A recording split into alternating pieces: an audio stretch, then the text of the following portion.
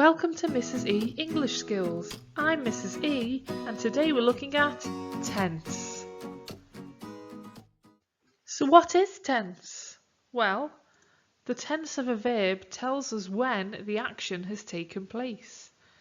If you've watched my video on sentence structure, you'll know that a verb is an action word, and I called it a doing or being word.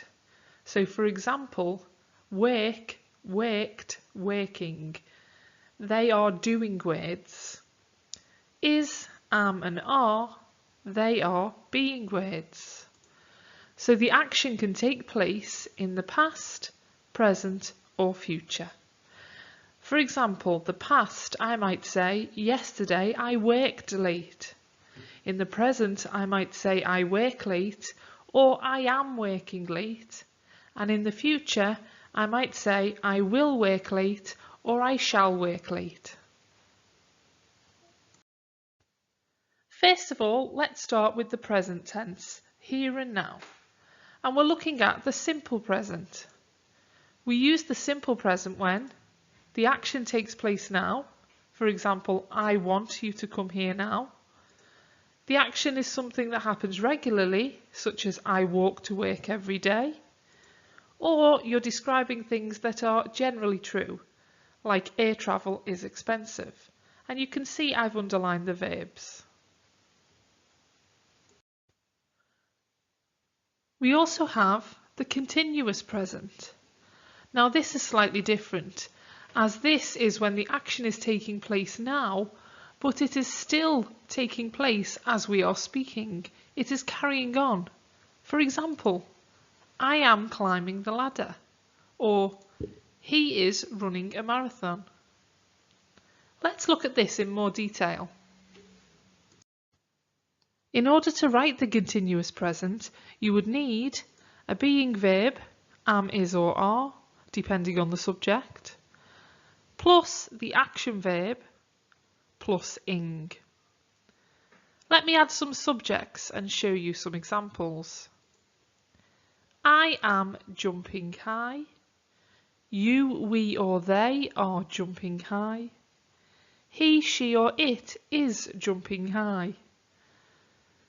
You will notice that depending on the subject that you use, this will tell us which being verb to use.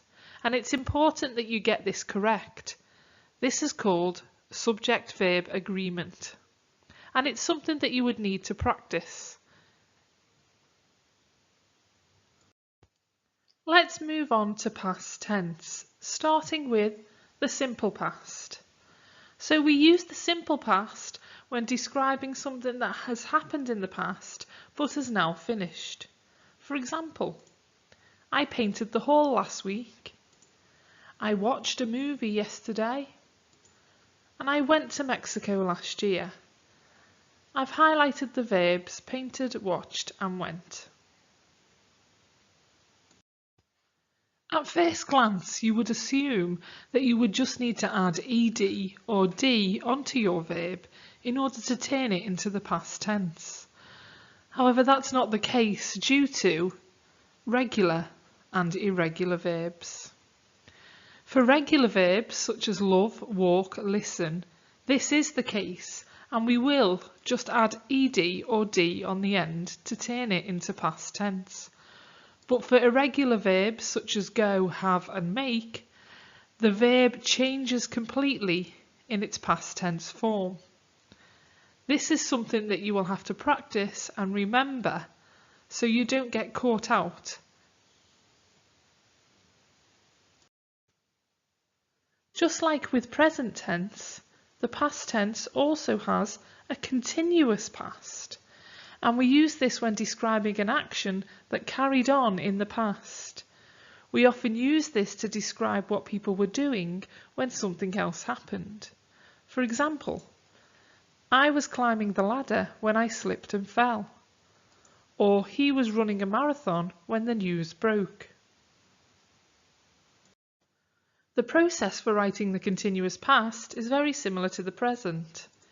You have your being verb, but these are past tense, was or were, plus the action verb, plus ing.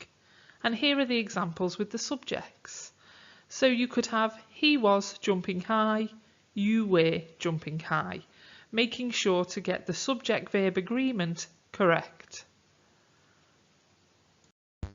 So let's talk about the future. There are three main ways of talking about the future. They are future tense, I will chat to her tomorrow. Continuous present tense, I am chatting to her tomorrow. And going to plus the verb, I am going to chat to her tomorrow. Future tense is made using will or shall plus the verb. If you've seen my apostrophes video, you'll know that we can also use apostrophes for omission to shorten these words in our sentence. For example, summer will soon be here, it'll be alright, what will happen, I don't know what he'll do. So you can see, for it'll and he'll, I've used an apostrophe for omission to join it and will and he and will together.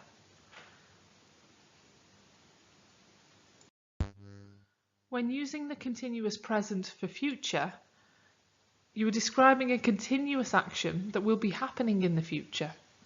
For example, I am climbing the ladder tomorrow. He is running a marathon on Thursday. What you say at the end of the sentence determines when the action is taking place. Tomorrow, on Thursday. Going to is used when talking about plans, suggesting something that has been decided for the future. For example, what are you going to do this summer? I'm going to go on holiday.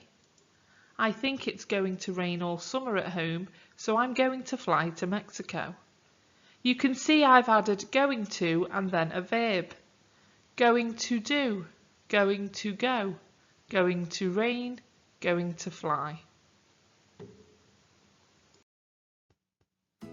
Thank you for watching. If you've liked this video, be sure to subscribe, like and share. Check out my other videos to keep improving your English. And if you have any questions regarding the content of this video, just pop them in the comments below. I'm Mrs. E, and I'll see you soon.